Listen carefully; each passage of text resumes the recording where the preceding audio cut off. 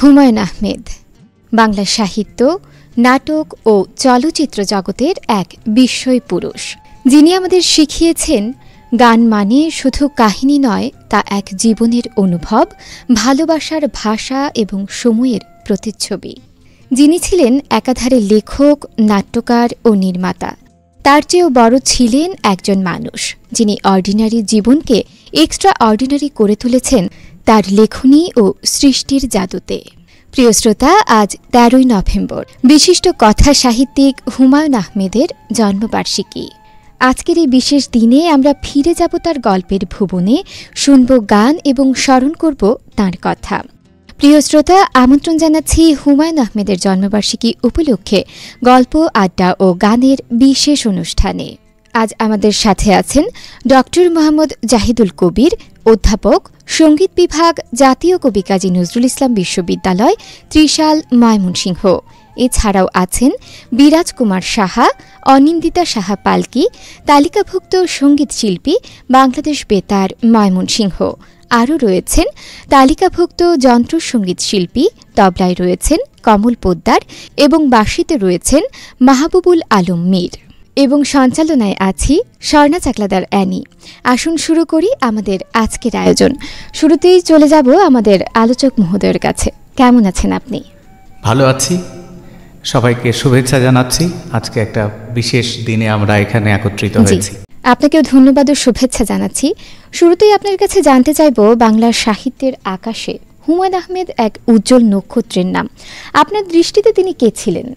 আমি তো একজন শিক্ষক মানুষ, হুমায়ূন স্যারকে আমরা শিক্ষক হিসেবেই দেখি প্রথমত, কিন্তু তার সৃষ্টি, তার সাহিত্য, তার কথা সাহিত্য, তার নাটক, তার চলচ্চিত্র, সেটি ভিন্ন ভিন্ন চরিত্রে হুমায়ূন আহমেদকে আমাদের সামনে উপস্থাপন করে।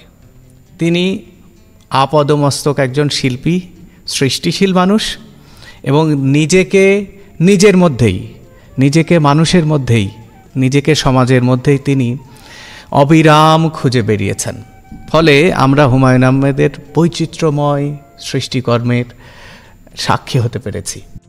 খুব চমৎকারভাবে বললেন। সত্যি হুমায়ূন আহমেদের সৃষ্টিকর্ম বৈচিত্র্যময়। এবারে আপনার কাছে জানতে চাইব, তার শৈশব, কৈশোর, পারিবারিক প্রভাব, বিশেষ করে শিক্ষা জীবনের প্রভাব তার লেখনীতে কিভাবে প্রতিফলিত হয়েছে বলে আপনি মনে করেন? হুমায়ূন আহমেদ বৃহত্তর ময়মনসিংহের সন্তান। বিশেষ করে হাওড় তার জীবনে অনেক বড় প্রভাব রেখেছে। এটা আমরা তার লেখায় জানতে পারি, তার গানে জানতে পারি। তার গানে তো আছেই, ময়মনসিংহ হাওড় অঞ্চলকে কেন্দ্র করে তার রচনা, এই জলের দেশের মানুষের জীবনের সঙ্গে যে সংগ্রামটা করে, এখানকার সাংস্কৃতিক যে আবহ, এখানকার মানুষের যে জীবনাচার, তিনি সেই শৈশব থেকেই একেবারে আত্মস্থ করেছেন। এবং আত্মস্থ করার মাধ্যমে তিনি তার রচনায় এই চরিত্রগুলোকে অবিকলভাবে, প্রাণবন্তভাবে ফুটিয়ে তুলেছেন। ফলে ওটা আমারই মনে হয়েছে, ময়মনসিংহের যে চরিত্রগুলো বের হয়েছে, আমার একবারও মনে হয়নি এটা অপর কেউ। এটাই হলো তার সৃষ্টিকর্মের এবং শৈশবের সবথেকে বড় শিক্ষা। চমৎকার বললেন। আমরা জানি যে ঢাকা কলেজে তিনি পড়াশোনা করেছেন এবং এরপর ঢাকা বিশ্ববিদ্যালয়ে রসায়ন বিভাগে অধ্যয়ন করেছেন এবং পরবর্তী সময়ে অধ্যাপনাও করেছেন। এরও পরে তার লেখালেখি এবং চলচ্চিত্র নির্মাণের স্বার্থে তিনি অধ্যাপনা ছেড়ে দেন। এই বিষয়টিকে আপনি কিভাবে দেখবেন?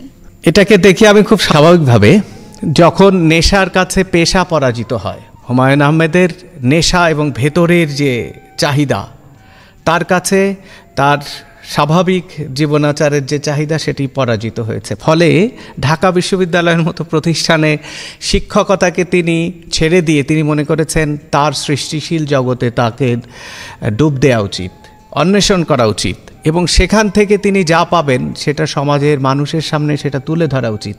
এবং শিক্ষক হিসেবে এটি তিনি আমাদেরকে নতুনভাবে ভাবতে শিখিয়েছেন। শিক্ষক মানেই গদবাঁধা পড়াশোনা, বই, নোট, লেকচার দেয়া, মানুষের সঙ্গে কথা বলা, এটা যে শিক্ষকতা নয়। নতুন কিছু সৃষ্টি করে মানুষকে দেওয়ার মধ্যে যে বড় শিক্ষকতা লুকিয়ে আছে, সেটি কিন্তু আমাদেরকে হুমায়ুন আহমেদ শিখিয়েছেন।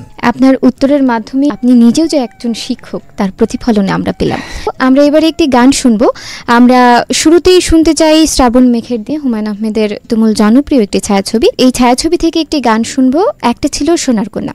গানটি পরিবেশন করার জন্য অনুরোধ করছি আমাদের আজকের শিল্পী বিরাজ কুমার সাহা, এবং তবলায় সঙ্গত করছেন কমল পোদ্দার, বাঁশিতে রয়েছেন মাহবুবুল আলম মীর।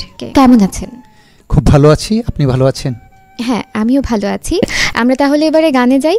একটা ছিল সোনার কন্যা, মেঘে বরণকে, ভাটি অঞ্চলে ছিল সেই কন্যার দেশ। দুই চোখে তারা হারে কি মায়া, নদীর জলে পড়ল কন্যার ছায়া।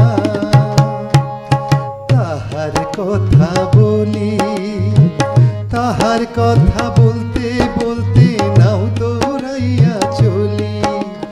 তাহার কথা বলি, তাহার কথা বলতে বলতে নাও দৌড়াইয়া চলি।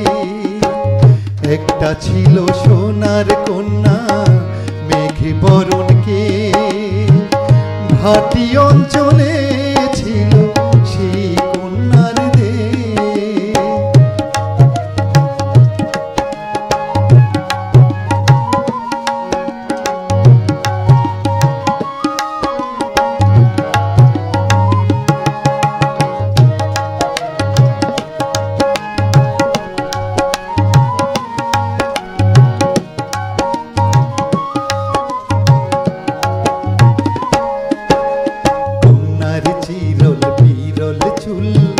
তাহার কেশে জবা ফুল, কন্যার চিরল বিরল চুল। তাহার কেশে জবা ফুল, সেই ফুল পানিতে ফেলা কন্যা করল ভুল। কন্যা ভুল করিস না, ও কন্যা ভুল করিস না। আমি ভুল করা কন্যার লগে কথা বলবো না। একটা ছিল সোনার কন্যা, মেঘে বরণকে, ভাটি অঞ্চলে ছিল সেই কন্যার দেশ।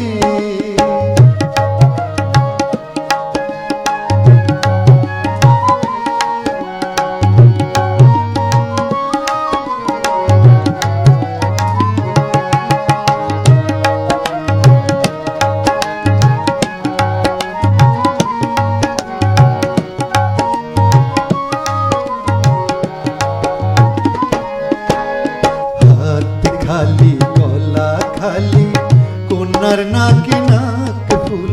হাত খালি গলা খালি, কন্যার নাকে নাক ফুল। সেই ফুল পানিতে ফেলা কন্যা করল ভুল। কন্যা ভুল করিস না, কন্যা ভুল করিস না। আমি ভুল করা কন্যার লগে কথা বলবো না। নিজের কথা বলি, নিজের কথা বলতে বলতে নাও দৌড়াইয়া চলি।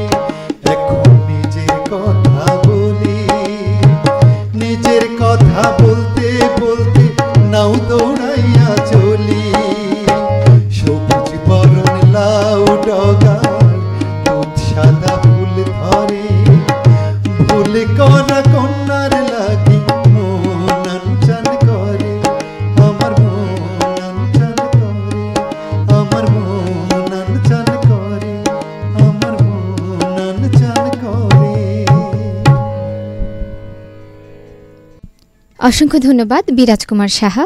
আমরা আবারও আলোচনায় ফিরে যাব।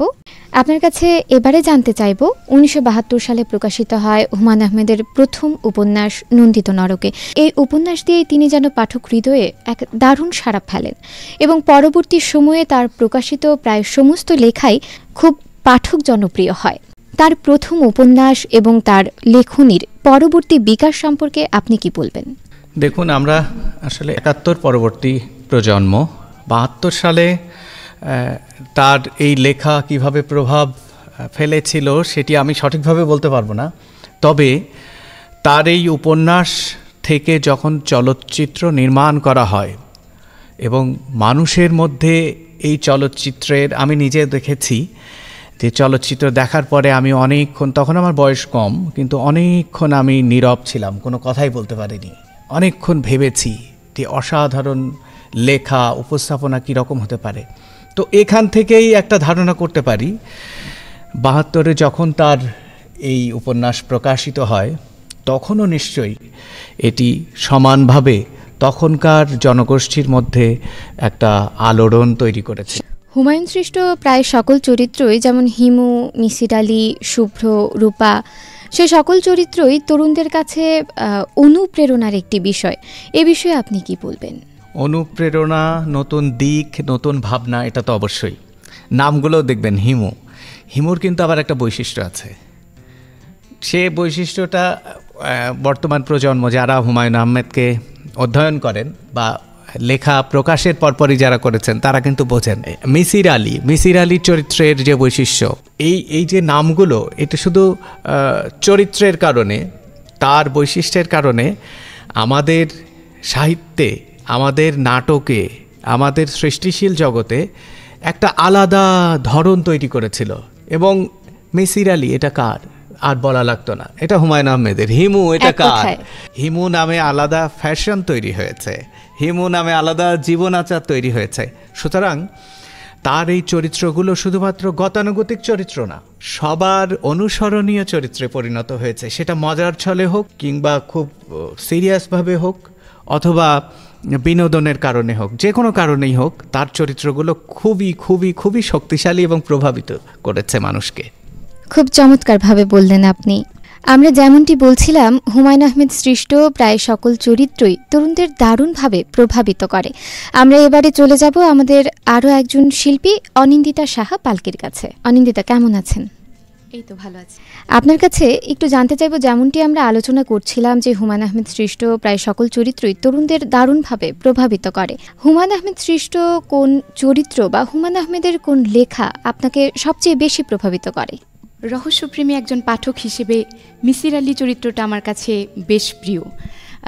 তরুণদের কাছে যদিও হিমু চরিত্রটি বেশি জনপ্রিয়, কিন্তু হিমু যেখানে যুক্তির ধার ধারে না, মিসির আলী সেখানে বাস্তবিক যে কোনো ঘটনাই যুক্তির মাধ্যমে খুব সুন্দরভাবে প্রকাশ করেন, যে বিষয়টি আমার কাছে ভীষণ ভালো লাগে। বাহ, খুবই চমৎকার। আমরা তাহলে এবারে গানে যাই। অবশ্যই। কোন গানটি শুনবো? আমি এখন গাইছি হুমায়ুন আহমেদ স্যারের লেখা, এস.আই. টুটুলের সুর করা যে থাকে আখি পল্লবে। শ্রোতা বন্ধু, চলুন শুনি অনিন্দিতা সাহা পালকির গান। সে তো রবে নয়নে নয়নে, তার সাথে কেন দেখা হবে, যে থাকে আখি পল্লবে, তার সাথে কেন দেখা হবে।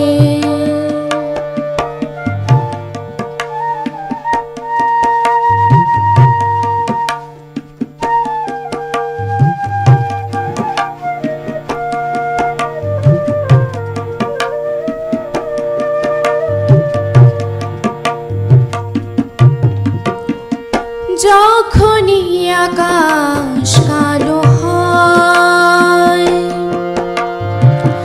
মেঘ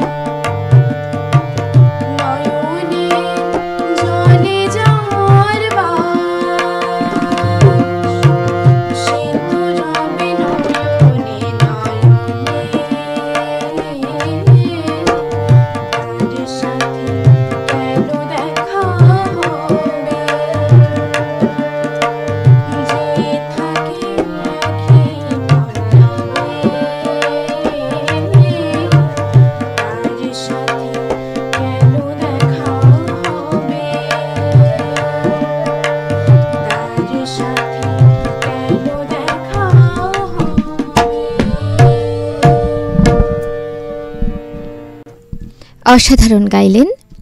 আমরা আবারও ফিরে যাব আলোচনায়। আমরা হুমায়ূন আহমেদের কথা সাহিত্য নিয়ে কথা বলছিলাম। তিনি নাট্যকার হিসেবেও দারুণ তার সৃষ্টিকর্ম রেখে গেছেন, সে সম্পর্কে কিছু বলবেন? নিশ্চয়ই, নাটকে তার অবদান অনেক বেশি। নাটকে নতুন নতুন ধারা নির্মাণ করেছেন। নাটকের চরিত্রগুলো খুব মজার। নাটকের চরিত্রগুলো যতটা না রহস্যে ঘেরা, তার থেকে বাঙালির যে চিরাচরিত চিন্তাভাবনা, চিরাচরিত যে জীবনাচার, সেই আচরণে পরিপূর্ণ ছিল। তিনি কিন্তু যে একটা নাটক রচনা করেছেন, সাহিত্য রচনা করেছেন, এখানে তিনি থেমে থাকেননি। সেই নাটকটাকে আবার নবনির্মাণ করে অন্য মাধ্যমে, শুধু রচনা করে নয়, অন্য মাধ্যমে তিনি দর্শকের কাছে, সাধারণ মানুষের কাছে পৌঁছে দেওয়ার জন্যে আবার নতুন করে এই নাটককে তিনি তার মতো করে তার রচনা পুনর্নির্মাণ করেছেন। একদমই তাই, মানে তিনি শুধু নাটক লেখেননি, সেটিকে পর্দায় রূপায়িত করেছেন। অবশ্যই, হ্যাঁ। ধন্যবাদ, খুব সুন্দর বললেন। হুমায়ূন আহমেদের পরিচালিত যে চলচ্চিত্রগুলি রয়েছে, যেমন আগুনের পরশমণি, শ্রাবণ মেঘের দিনে, দারুচিনি দ্বীপ, শঙ্খনীল কারাগার সহ চমৎকার সব জনপ্রিয় এবং সার্থক চলচ্চিত্র বলা চলে। এই চলচ্চিত্রগুলিতে তিনি তার একটা নিজস্ব ধারা বজায় রেখেছেন। যেমনটি আপনি বলছিলেন যে আমরা যখন পর্দায় দেখি, মনে হয় যেন আমাদের সরল জীবন, আমাদের প্রাত্যহিক জীবনের কথাই তিনি তুলে ধরেছেন। একেবারে গতানুগতিক ভাবনা থেকে বের হয়ে এসেছেন তিনি চলচ্চিত্র নির্মাণের ক্ষেত্রে। আপনি তার চলচ্চিত্রের নামগুলো দেখবেন: আগুনের পরশমণি, শ্রাবণ মেঘের দিন, দারুচিনি দ্বীপ, শঙ্খনীল কারাগার। প্রত্যেকটার কাহিনী, প্রত্যেকটার প্লট, প্রত্যেকটার বিষয়াদি একটাকে ছাড়িয়ে আর এক নতুন স্তরে পৌঁছে গেছে, এবং প্রত্যেকটাই বাংলাদেশের মানুষের কাছে চলচ্চিত্রের যে চিরাচরিত ভাবনা, সেটিকে বদলে দিয়েছে। আমরা একটা সময় অপেক্ষা করতাম হুমায়ূন আহমেদের চলচ্চিত্র কবে মুক্তি পাবে, এবং সেটা আগে থেকে ঘোষণা হতো। চলচ্চিত্রে তিনি নতুন করে কি ভেবেছেন, সেগুলো আমরা অধীর আগ্রহে অপেক্ষা করতাম জানবার জন্যে। তো কখনো মুক্তিযুদ্ধ, কখনো সমাজ, কখনো পরিবার, কখনো রাজনীতি, কখনো সমাজের অনেকগুলো চরিত্রের যে বৈশিষ্ট্য, সেগুলোকে ধারণ করে একের পর এক তিনি নতুন নতুন ধারায় এই চলচ্চিত্রগুলো তৈরি করেছেন। অসংখ্য ধন্যবাদ। আগুনের পরশমণি, শ্রাবণ মেঘের দিন, শঙ্খনীল কারাগার, দারুচিনি দ্বীপ সহ বিভিন্ন চলচ্চিত্র সম্পর্কে আমরা কথা বলছিলাম। এ পর্যায়ে দারুচিনি দ্বীপ চলচ্চিত্র থেকে তুমুল জনপ্রিয় একটি গান আমরা শুনব। ডেকে নিতে চাই আমাদের আজকের দুজন শিল্পী বিরাজ কুমার সাহা ও অনিন্দিতা সাহা পালকিকে। আপনাদের দুজনের কণ্ঠে এবারে দ্বৈত একটি পরিবেশনা শুনব।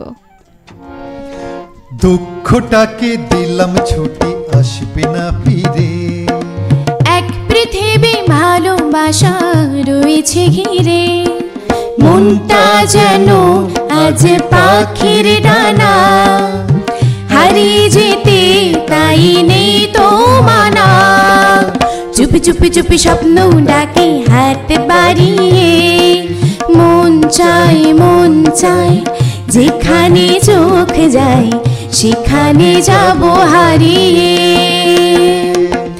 মন চায় যেখানে চোখ যায় সেখানে যাব হারিয়ে।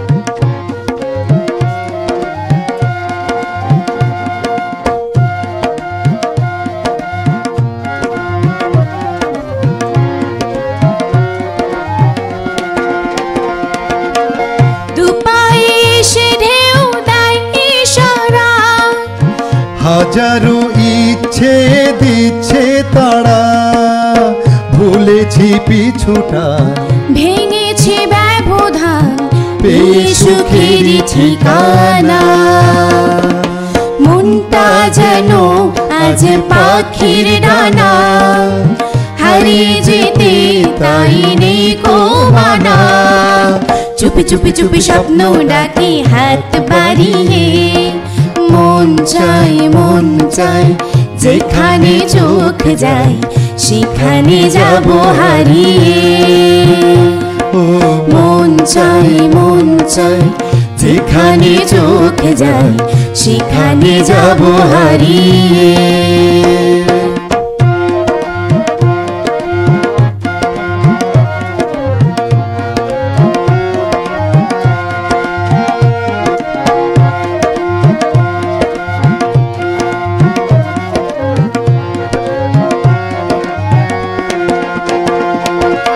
প্রেমেরই সৎ রঙে মন ছুঁয়েছে, ধরা দিয়ে সে পালিয়ে গেছে, হয়েছে ফেরারি তবু সে আমারই, এ প্রেমে নেই সীমানা।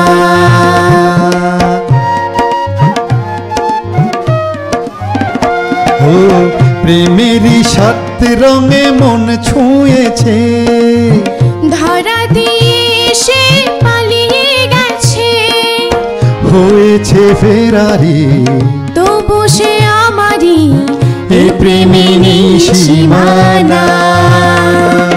মনটা যেন আজ পাখির ডানা, হারিয়ে যেতে তাই নেই গো মানা। চুপি চুপি চুপি স্বপ্ন ডাকে হাত বাড়িয়ে, মন চায় যেখানে চোখ যায় সেখানে যাব হারিয়ে। দুঃখটাকে দিলাম ছুটি, আসবে না ফিরে, এক পৃথিবী ভালোবাসা রয়েছে ঘিরে। মনটা যেন আজ পাখির ডানা, হারিয়ে যেতে তাই নেই কো মানা। চুপি চুপি চুপি স্বপ্ন ডাকে হাত বাড়িয়ে, মন চায় যেখানে চোখ যায় সেখানে যাব হারিয়ে। মন চায় যেখানে চোখ যায় সেখানে যাব হারিয়ে। ও মন চায় যেখানে চোখ যায় সেখানে যাব হারিয়ে। বিরাজকুমার সাহা ও অনিন্দিতা সাহা পালকির দারুণ দ্বৈত একটি পরিবেশনা শুনলাম দারুচিনি দ্বীপ ছায়াছবি থেকে। গানটিতে বন্ধুদের নিয়ে সমুদ্র সৈকতে ঘুরতে যাওয়ার একটি বিষয় ছিল। আমি যেন তাদের গান শুনতে শুনতে সেই দৃশ্যটি চোখের সামনে দেখতে পেয়েছি। শ্রোতা বন্ধুরা, আপনাদেরও নিশ্চয়ই এমনই অনুভূতি হয়েছে।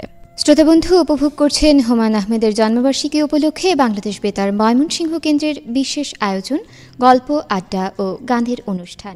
এবারে আপনার কাছে জানতে চাইব, হুমায়ূন আহমেদ তার সৃষ্টিকর্মে তার সমসাময়িক সময়ে যারা ছিলেন এবং তার পূর্বসূরি যারা ছিলেন তাদেরকে কিভাবে ধারণ করেছেন। আমাদের যে সংস্কৃতি, আমাদের ধারাবাহিক ইতিহাস সংস্কৃতি চর্চার, এটা কিন্তু হাজার বছরের। তো এখানে রবীন্দ্রনাথ এখানকার মহাপুরুষ বাংলা সাহিত্যের, কাজী নজরুল ইসলাম আছে, পঞ্চগীতি কবি আছে যাদের গান লেখা, এর বাইরে অসংখ্য কবি আছে যাদেরকে আমরা প্রত্যেকদিন অনুসরণ করি, যাদের কথা থেকে উদ্ধৃতি করি। হুমায়ূন আহমেদ এক্ষেত্রে ধারাবাহিক হলেও, ধারাবাহিকতা রক্ষা করলেও হুমায়ূন আহমেদ সময়কে ধারণ করেছেন, তার সময়কে অসাধারণভাবে ধারণ করেছেন। ফলে তার সময়ের যত কবি, সাহিত্যিক, লেখক, চলচ্চিত্র পরিচালক, নাটক নির্মাতা, কথা সাহিত্যিক যেই ছিল না কেন, তার থেকে হুমায়ূন আহমেদ একটু অনুসরণীয় হয়েছেন, ব্যতিক্রম হয়েছেন, সবাই তাকে অনুসরণ করেছে। এদেশের ঐতিহ্যবাহী লোকসংস্কৃতিকে তিনি কিন্তু নির্দ্বিধায়, অবলীলায়, পরম মমতায় ব্যবহার করেছেন। রশিদ উদ্দিনের গান তার চলচ্চিত্রের স্থান দিয়েছেন। উকিল মুন্সির গান তো মানুষের ঘরে ঘরে, দেশের প্রান্তরে প্রান্তরে এখনো পর্যন্ত গাওয়া হচ্ছে, কিন্তু হুমায়ুন স্যারের ওই ধাক্কাটার ফলে ওই তিনি সামনে তুলে এনেছেন, কয়েকজন কবি, কয়েকজন শিল্পীর মাধ্যমে তিনি তুলে এনেছেন। এই কাজগুলো খুব সুনিপুণভাবে করেছেন। এমনকি হাওড় অঞ্চলের বৃহত্তর ময়মনসিংহ, সিলেট এই অঞ্চলে কবি শীতলাংশা নামে একজন কবি আছেন, তিনি মরমী কবি। তার গানকেও, তার গানের কথাকে, তার গানের ভাবকেও তিনি আমাদের সামনে তুলে ধরেছেন। সুতরাং সমসাময়িক এবং পূর্বসূরীদের প্রতি তার সৃষ্টিকর্মের মাধ্যমে যে অসাধারণ শ্রদ্ধাবোধ বা শ্রদ্ধা প্রদর্শন করার ব্যাপারটি, সেটি হুমায়ূন আহমেদের রচনায় আগাগোড়া দেখা যায়। একদম। আমরা এ পর্যায়ে একটি গান শুনব, ডেকে নিচ্ছি শিল্পী বিরাজকুমার সাহাকে। তিনি আমাদের এবারে শোনাবেন ও আমার উড়াল পঙ্খিরে। গানটির মূল শিল্পী সুবীর নন্দী। চলুন শুনি। ও আমার উড়ালে পঙ্খী রে যা যা তুই উড়ালে দিয়া যা ও আমার উড়াল পঙ্খী রে যা যা তুই উড়াল দিয়া যা আমি থাকবো মাটির ভরে আমার চোখে বৃষ্টি পড়ে আমি থাকবো মাটির ভরে আমার চোখে বৃষ্টি পড়ে তোর হইল মেঘের উপরে বাসা ও আমার উড়াল পঙ্খী রে যা যা তুই উড়ালে দিয়া যা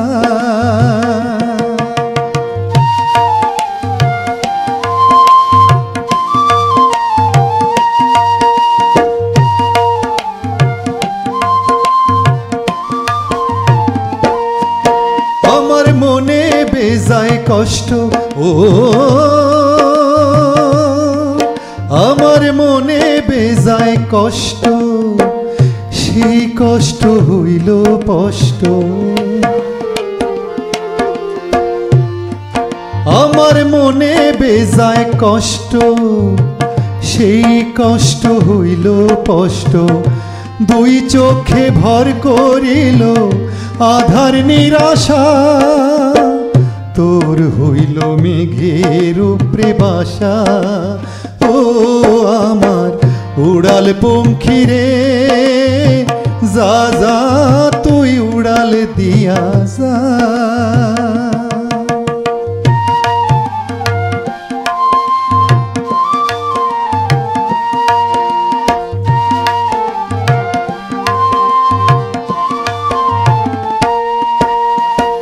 মেঘবতী মেঘ কুমারী মেঘের উপরে থাকো সুখ দুঃখ দুই বইনেরে কোলের উপরে রাখো মেঘবতী মেঘ কুমারী মেঘের উপরে থাকো সুখ দুঃখ দুই বইনেরে কোলের উপরে রাখো মাঝে মধ্যে কান্দন করা মাঝে মধ্যে হাসা মেঘবতী আজ নিয়ে আছে মেঘের উপরে বাসা ও আমার উড়াল পঙ্খী রে যা যা তুই উড়াল দিয়া যা আমি থাকবো মাটির ভরে আমার চোখে বৃষ্টি পড়ে আমি থাকবো মাটির ভরে আমার চোখে বৃষ্টি পড়ে তোর হইল মেঘে উপরে বাসা ও আমার উড়াল পঙ্খী রে যা যা তুই উড়াল দিয়া যা যা যা তুই উড়াল দিয়া যা যা যা তুই উড়াল দিয়া যা শ্রোতা বন্ধু শুনছিলেন বিরাজ কুমার সাহার কণ্ঠে ও আমার উড়াল পঙ্খিরে এই জনপ্রিয় গান। বইমেলায় হুমায়ূন আহমেদের বই মানেই পাঠকদের দারুণ ভিড়, লম্বা লাইন। এই বিষয়টিকে আপনি কিভাবে দেখেন, যে কিভাবে হুমায়ূন আহমেদ এতটা শ্রোতাপ্রিয় পাঠকপ্রিয় হয়ে উঠেছেন? বই পড়াটা কিন্তু খুব মনোনিবেশ করার ব্যাপার। আজকের দিনের আমরা যে গ্লোবাল ভিলেজে বসবাস করি, এখানে নানা ধরনের যে ডিজিটাল প্রযুক্তি আছে, এই প্রযুক্তির মাধ্যমে জগৎকে দেখা, আর তখন অতটা আসেনি হুমায়ূন স্যার যখন ছিলেন। তারপরও বইয়ের মধ্যে মানুষ সবসময় তার সুখ খুঁজেছে, নতুন কিছু শিখবার চেষ্টা করেছে। তো বইমেলায় যখন ওর স্যারের বই আসতো, আমরা তো নিজেই দেখেছি চোখের সামনে, খুব ভিড় হতো।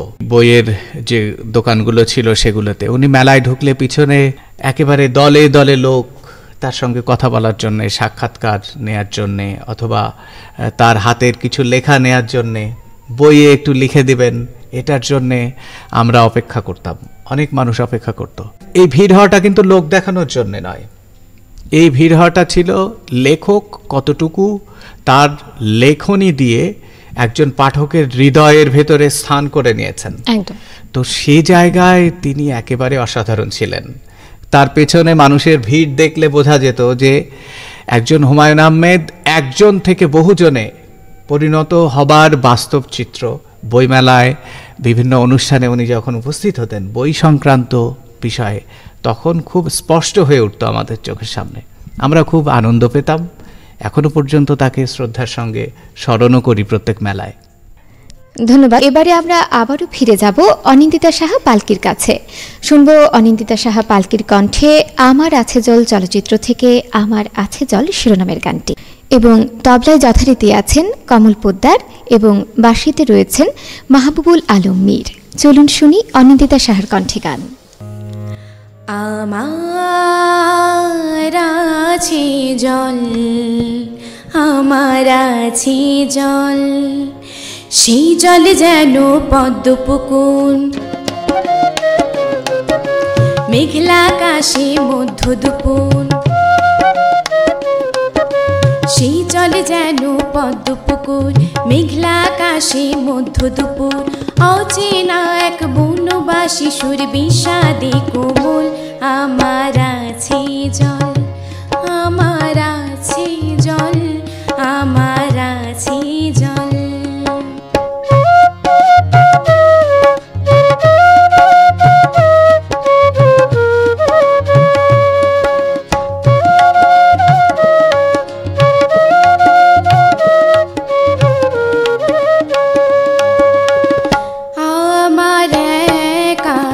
সেই কালো দিঘে একাই আমি জলে নামি, আর কেউ নেই তো কাছেও দূরে, অন্য ভুবনে থাকো তুমি, আমার একার সেই দিঘিতে ফোটাই নীল কমল, আমার আছে জল, আমার আছে জল, আমার আছে জল।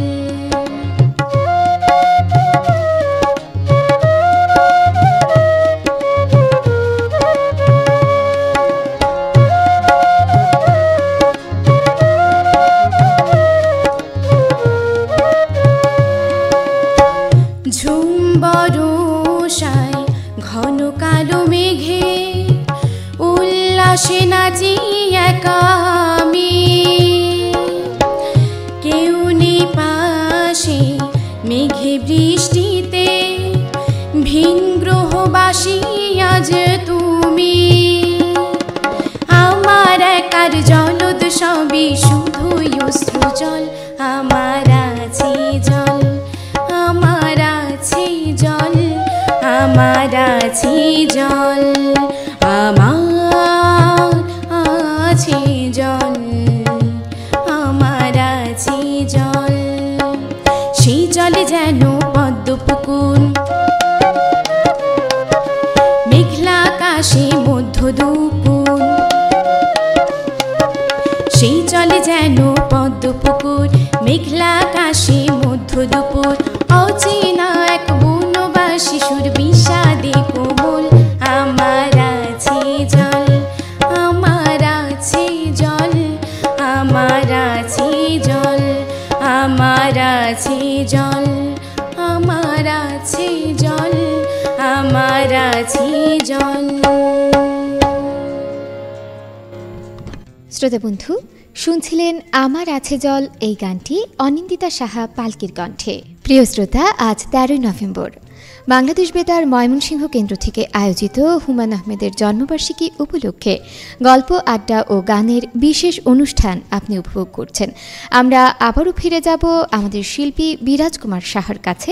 আজ হুমায়ূন আহমেদের জন্মবার্ষিকী উপলক্ষে আমাদের এই আয়োজন, হুমায়ূন স্যারকে শুভেচ্ছা জানিয়ে কিছু বলতে চান? হ্যাঁ, অবশ্যই। প্রখ্যাত কথা সাহিত্যিক হুমায়ূন আহমেদের কাছে আমার একটি স্মৃতি আছে। 1992 সালে স্যারের সাথে আমার সাক্ষাৎ হয়েছিল এবং স্যারকে আমি গান শোনানোর সৌভাগ্য অর্জন করেছিলাম। স্যারের জন্মদিনে অনেক অনেক শুভেচ্ছা জানাচ্ছি স্যারকে। খুব ভালো থাকবেন স্যার। বাংলাদেশ বেতার ময়মনসিংহ কেন্দ্রের সকল কলাকুশলী কর্মকর্তা এবং শ্রোতা বন্ধুদের পক্ষ থেকে হুমায়ূন স্যারের প্রতি জানাই কৃতজ্ঞতা, ভালোবাসা এবং শুভেচ্ছা। সর্বশেষ কোন গানটি আপনি আমাদের শোনাবেন? এখন আমি যে গানটি করব 2003 সালে চন্দ্রকথা ছায়াছবি থেকে সেলিম চৌধুরীর গাওয়া এবং সুর করেছেন মকসুদ জামিল মিন্টু। চাঁদনি পশরেকে আমার স্মরণ কর। শ্রোতা বন্ধু, ফিরছি গানের ওপারে। চলুন শুনি বিরাজ কুমার সাহার গান। সাদনি পশরে কে আমার স্মরণ করে, কে আইসা দাঁড়াইছে গো আমার দুয়ারে। সাদনি পশরে কে আমার স্মরণ করে, কে আইসা দাঁড়াইছে গো আমার দুয়ারে। সাদনি পশরে কে আমার স্মরণ করে, কে আইসা দাঁড়াইছে গো আমার দুয়ারে। তাহারে চিনি না আমি, সে আমারে চিনে, সাদনি পশরে কে আমার স্মরণ করে, কে আইসা দাঁড়াইছে গো আমার দুয়ারে।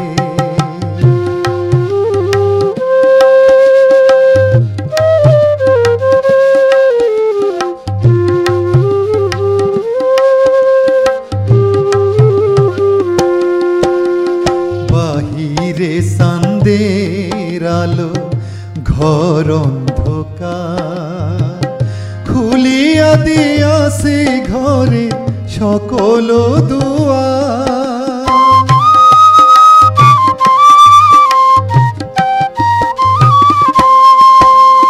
বাহিরে চাঁদের আলো, ঘর অন্ধকার, খুলিয়া দিয়াছে ঘরে সকল দুয়ার। তবু কেন সে আমার ঘরে আসে না, সে আমারে চিনে কিন্তু আমি চিনি না। সাদনি পশরে কে আমার স্মরণ করে, কে আইসা দাঁড়াইছে গো আমার দুয়ারে।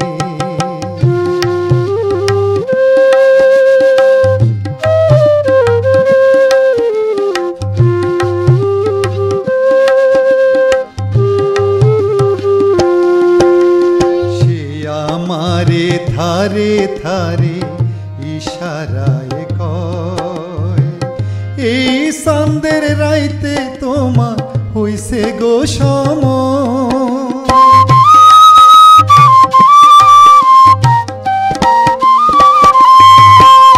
সে আমারে ধারে ধারে ইশারায় কয়, এই চাঁদের রাইতে তোমার হইছে গো সময়। ঘর সারিয়া বাহির হও, ধরো আমার হাত, তোমার জন্য আনছি ওগো চাঁদের দাওয়াত। সাদনি পশরে কে আমার স্মরণ করে, কে আইসা দাঁড়াইছে গো আমার দুয়ারে। তাহারে চিনি না আমি, সে আমারে চিনে, সাদনি পশরে কে আমার স্মরণ করে, কে আইসা দাঁড়াইছে গো আমার দুয়ারে। কে আইসা দাঁড়াইছে গো আমার দুয়ারে। শ্রোতা বন্ধু, শুনছিলেন বিরাজ কুমার সাহার কণ্ঠে গান। এবারে যদি এক কথাই আপনার কাছে জানতে চাই যে হুমায়ূন আহমেদ আমাদের কি শিখিয়ে গেছেন? হুমায়ূন আহমেদ আসলে আমাদের সব সময় সঙ্গে আছেন, শিখিয়ে চলে যাননি। তার শিক্ষা যে আমাদের কাছে আছে এটাই বড় জিনিস।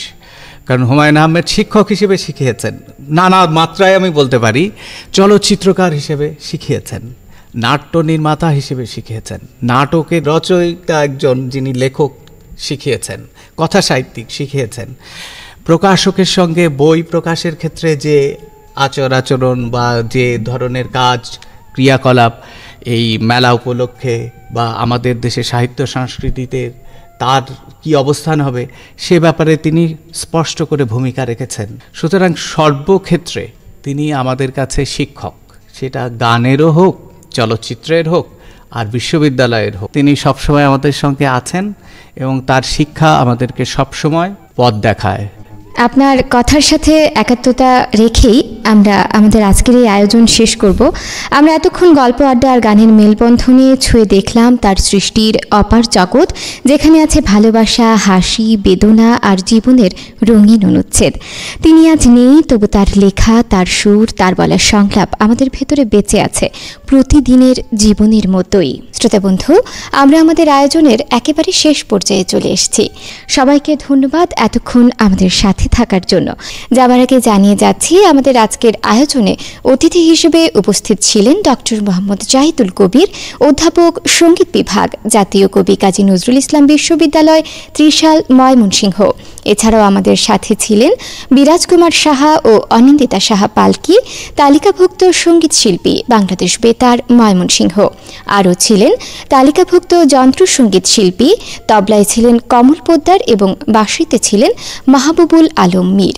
শ্রোতাবন্ধু, আজকের আয়োজনের সঞ্চালনায় ছিলাম স্বর্ণা চাকলাদার অ্যানি, কারিগরি সহযোগিতায় ছিলেন মোহাম্মদ মহিদুল ইসলাম, সম্পাদনায় মিয়া মাসুম আহমেদ, অনুষ্ঠানের সার্বিক নির্দেশনায় ছিলেন মোহাম্মদ আল আমিন খান, তত্ত্বাবধানে ছিলেন মোহাম্মদ রাফিউল করিম এবং অনুষ্ঠানটি প্রযোজনা করলেন মোহাম্মদ মামুনুর রহমান। হুমায়ুন আহমেদ ছিলেন, আছেন, থাকবেন বাংলার পাঠক, শ্রোতা ও দর্শকদের চিরচেনা মায়ার ভেতরে। শ্রোতাবন্ধু, আমরা আমাদের আজকের আয়োজন শেষ করব আমাদের আজকের অতিথি অধ্যাপক ডক্টর মোহাম্মদ জাহিদুল কবিরের গান শুনতে শুনতে। ধন্যবাদ জানাচ্ছি সকলকে। তবে আমরা সবাই মিলে করব আশা করি। নন্দিত কথা সাহিত্যিক হুমায়ুন আহমেদ, আমাদের প্রিয় হুমায়ুন স্যারের জন্মদিনে আজকের এই আয়োজনে সবাইকে আবারও শুভেচ্ছা জানাচ্ছি। আমরা এখন গান শোনাচ্ছি।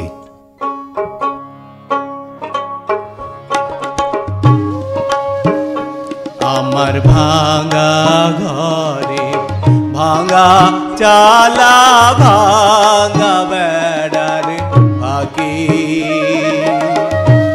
অবাক জোছনা ঢুইকা পড়ে, হাত বাড়াইয়া ডাকে।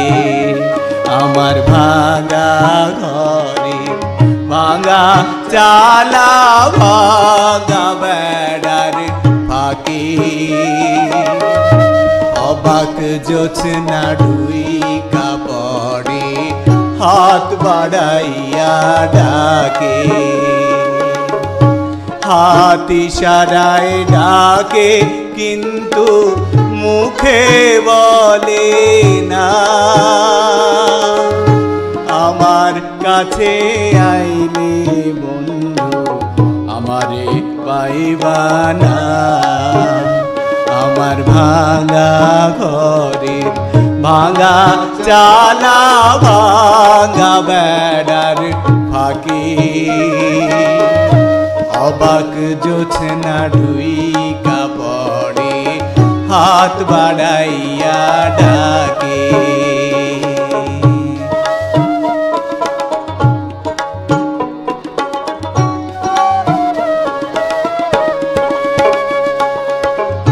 তুমি আমায় ডাকলা না গো, তুমি রইলা দূরে, তোমার হইয়া অবাক জোছনা ডাকলো চিন সুরে। হাত ইশারায় ডাকে কিন্তু মুখে বলে না, আমার কাছে আইলে বন্ধু আমারে পাইবা না। আমার ভাঙা ঘরে ভাঙা চালা, ভাঙা বেড়ার ফাঁকি, অবাক জোছনা ঢুইকা পড়ে, হাত বাড়াইয়া ডাকে।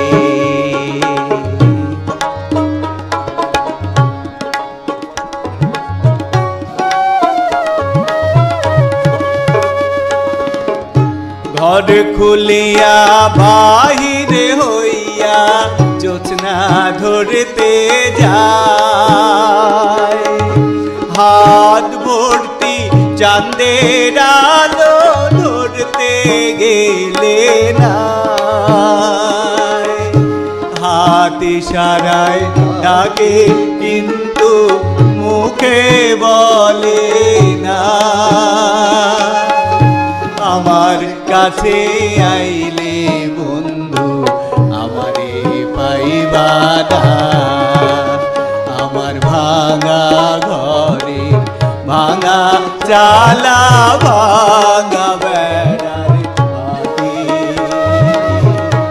অবাক জোছনা দুই কাপড়ে হাত বাড়াইয়া ডাকে, হাত ইশারায় ডাকে কিন্তু মুখে বলে না।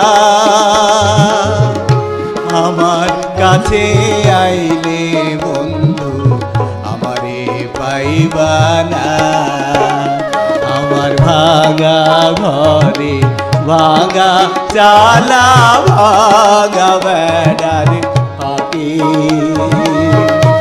অবাক জোছনা দুই কাপড়ে হাত বাড়াইয়া ডাকে, হাত বাড়াইয়া ডাকে, আমার হাত বাড়াইয়া ডাকে।